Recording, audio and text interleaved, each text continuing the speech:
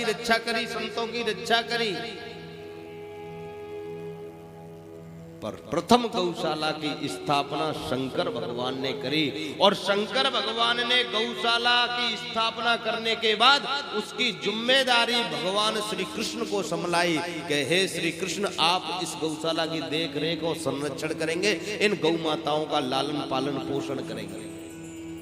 उसी गौशाला को जो भगवान शंकर ने स्थापना करके श्री कृष्ण को सौंपी थी, उस गौशाला को आज हम लोग गोलोक धाम बोलते हैं। गोलोक, जिसमें राधा कृष्ण आज भी गौ माता के साथ में विराजमान है।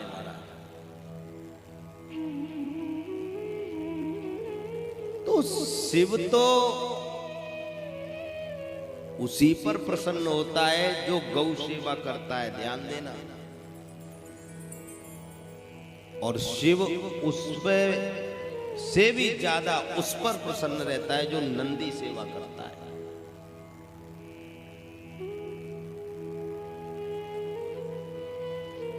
कामधेनु संहिता में शिव पार्वती संवाद में शंकर भगवान स्वयं इस बात को कहते हैं। देवी, जो भक्त दूध वाली गाय की सेवा करता है और उसका दूध पीता है, उसको मैं 1 गुना फल देता हूं। और जो भगत जो गाय दूध नहीं देती, ऐसी गाय की सेवा करता है, उस भगत को गौ सेवा का 100 गुना फल देता हूं। और जो भगत वृद्ध गाय का, जो वृद्ध गाय है बिल्कुल कुछ नहीं कर सकती महाराज,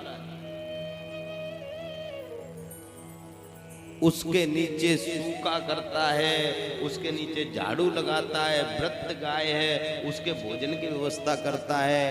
भगवान शंकर कहते हैं देवी पार्वती, गौ सेवा का 1000 गुना फल उस भक्त को देता हूं जो वृद्ध गाय की सेवा करता है। ये बात कही शंकर हुआ।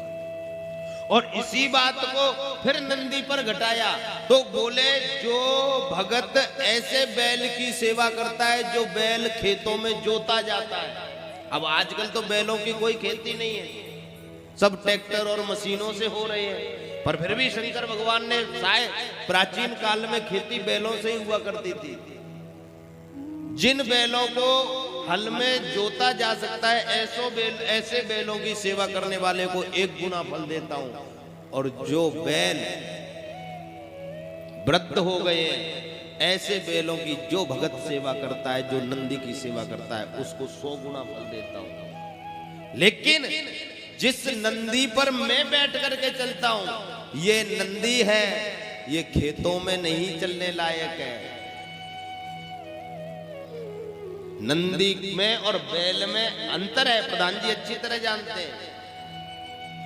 क्योंकि नंदी का उपयोग सिर्फ गौवंश वृद्धि के लिए प्रयोग किया जाता है। और शंकर भगवान कहते हैं गौवंश की वृद्धि करने वाले नंदी किसी काम के नहीं है, सिर्फ इसी सेवा के लिए उनको इस संसार में रखने के लिए पालन पोषण करता है। जिस नंदी पर धर्म की ध्वजा लेकर के मैं विराजमान होता हूं, जो नंदियों की सेवा करता है, ऐसे भगत को मैं गौ सेवा का 1000 गुना फल देता हूं महाराज, 1000 गुना फल।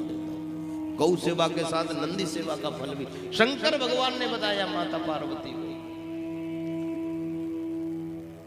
और फिर बाद में उसी सभा में बैठ करके जहां अपनी कथा चल रही थी, स्तंभ लिंग प्रकट हुआ।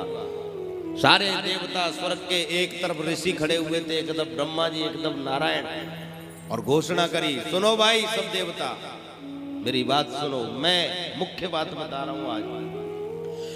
अहम ब्रह्मा च सर्वश्च जगत परम कारणम आत्मेश्वर्यम उपदृष्टा स्वयं च दृश्य विशेषणा। हे देवताओं, हे ब्रह्मा जी, मेरी बात ध्यान से सुनो। मैं और नारायण और ब्रह्मा, हम तीनों देवता इस जगत के परम कारण हैं। तो महाराज क्या तीनों अलग अलग हैं? बोले नहीं नहीं नहीं, जगत परम कारणम जगत के परम कारण हैं, वस्तुतः हम तीनों एक ही हैं, अलग नहीं है। बिल्कुल हमको अलग नहीं समझना। ब्रह्मा, विष्णु और महेश, शंकर भगवान कहते हैं हम तीनों हैं। मैं ही माया का आश्रय लेकर के जब संसार की उत्पत्ति करता हूं तो ब्रह्मा बन जाता हूं, और मैं ही उस माया का आश्रय लेकर के जब संसार को पालन पोषण की आवश्यकता होती है तब नारायण बन जाता हूं। और जब मुझे लगता है कि अब संसार फुल भर गया, जनसंख्या ज्यादा हो गई, कुछ कम करनी चाहिए, तो मैं नीला शरीर धारण करके रुद्र रूप में प्रकट होता हूं और फिर इस संसार का संहार करता हूं। मैं ही ब्रह्मा, मैं ही नारायण, मैं ही शंकर हूं। मुझ में और ब्रह्मा विष्णु में कोई भेद नहीं है, इस बात का विशेष ध्यान रखें। इस प्रकार बड़ा सुंदर उपदेश दिया और ओमकार का उपदेश दिया। मैं ओमकार का वाचक हूं, मैं वाच्य, ये मंत्र मेरी आत्मा है। मैं इस सृष्टि का रचयिता हूं और मैं ही इस सृष्टि का पोषक हूं, मैं ही सृष्टि का रक्षक और संहार करता हूं। किसी ने पूछा तो भोलेनाथ आप ये सृष्टि बनाते कैसे हैं? क्यों जयवीर जी? भाई शंकर भगवान इस सृष्टि को बनाते किस चीज से? जैसे हमने कोई मकान बनाना है तो मकान हम नहीं बनाएंगे, मकान कौन बनाएगा? मिस्त्री बनाएगा। आप जाके मिस्त्री से कहो मकान बना दे भाई, तो वो नहीं बनाएगा। वो कहेगा मेरे को मटेरियल दो, ईंट दो, सीमेंट दो, बालू दो, सरिया दो, तब मकान बनाऊंगा मैं, तब वो मकान बनाएगा। मकान बनाने वाले, मकान का सपना हमने देखा है, बनाने वाला मिस्त्री और बनाया मटेरियल से है। लेकिन ये जो संसार है, जो संसार का कहने का तात्पर्य जो कुछ हमें दिखाई दे रहा है, इस संसार को शंकर भगवान ने बनाया है। और मटेरियल क्या लिया? मटेरियल कुछ था ही नहीं भोलेनाथ के पास। बनने वाले भी शिव थे, बनाने वाले भी शिव थे, और जो कुछ बना दिखाई दे रहा है वह सब शिव है। लोग कहते हैं ना कड़-कड़ में भगवान है, कड़-कड़ में भगवान। अरे कड़-कड़ में भगवान है ऐसे कहो, या कड़-कड़ ही भगवान है ऐसे कहो, क्योंकि परमात्मा के अलावा कुछ है ही नहीं। अच्छा, ऐसा कोई प्राणी देखा है कि वो बिना मटेरियल के कोई चीज का निर्माण करता है? ध्यान दो। देवताओं ने भगवान शंकर को कहा आप मकड़ी के समान इस संसार की रचना करते हैं।